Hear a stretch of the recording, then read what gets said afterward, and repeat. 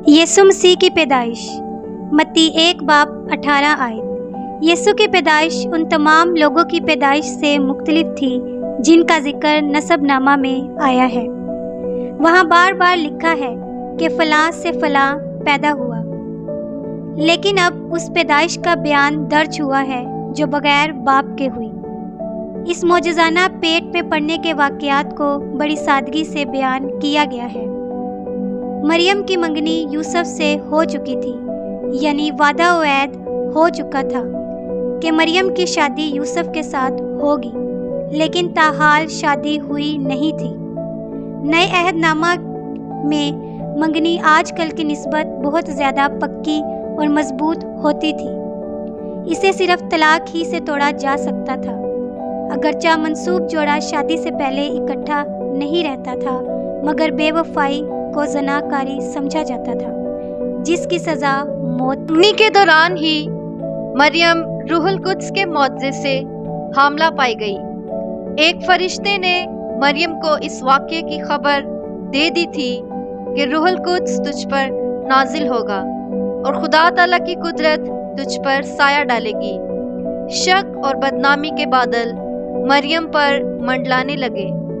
بنی نوع انسان کی پوری تاریخ میں کنواری سے کبھی کوئی جنم نہیں ہوا تھا۔ جب کوئی بے بیاہی عورت حاملہ ہو جاتی تو لوگوں کے نزدیک اس کا ایک ہی سبب ہوتا تھا۔ متی 1:19 آیت۔ یوسف کو بھی اپنی منگیتر کی حالت کے راز کا علم نہیں تھا۔ دو وجوہات کی بنا پر وہ مریم سے ناراض ہو سکتا تھا۔ ایک اس لیے کہ وہ بظاہر بے وفا نکلی، اور دوسرا اس لیے کہ لوگوں کی نگاہ میں وہ خود بھی مورد الزام ٹھہرا۔ چنانچہ اسے اب بھی مریم سے محبت تھی، اور وہ عدل کو بھی ٹھیس نہیں لگانا چاہتا تھا، اس لیے وہ اسے چپکے سے چھوڑ دینے کا ارادہ رکھتا تھا۔ وہ اپنی منگیتر کو اعلانیہ بے عزتی سے محفوظ رکھنا چاہتا تھا۔ یوسف مریم کو بدنامی سے بچانے کے لیے ہر طرح کی تدبیریں سوچ رہا تھا کہ خداوند کے فرشتے نے اسے خواب میں دکھائی دے کر کہا، اے یوسف ابن داؤد۔ اس کو یوسف ابن داؤد کے لقب سے مخاطب کرنے کا مقصد یقیناً یہ شعور بیدار کرنا تھا کہ تیرا تعلق شاہی نسب سے ہے۔ اسے بنی اسرائیل کے مسیح داؤد بادشاہ کی آمد کی غیر معمولی واقعہ کے لیے تیار کرنا بھی ایک مقصد تھا۔ اسے مریم کے ساتھ شادی کرنے میں کسی قسم کی بے اعتباری اور ہچکچاہٹ نہیں ہونی چاہیے۔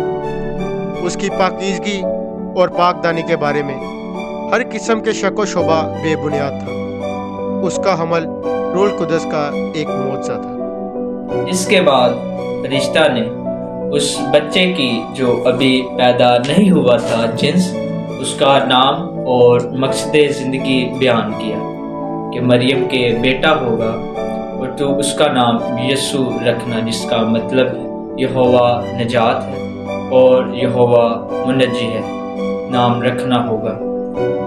وہی اپنے نام کی مناسبت سے اپنے لوگوں کو ان کے گناہوں سے نجات دے گا۔ یہ مقدر والا بچہ خود یہوہ تھا جو اس دنیا میں آیا تاکہ لوگوں کو گناہ کی سزا سے بچائے اور گناہ کی قدرت سے رہائی دلائے، بلکہ بالآخر گناہ کی موجودگی ہی سے آزادی دلائے۔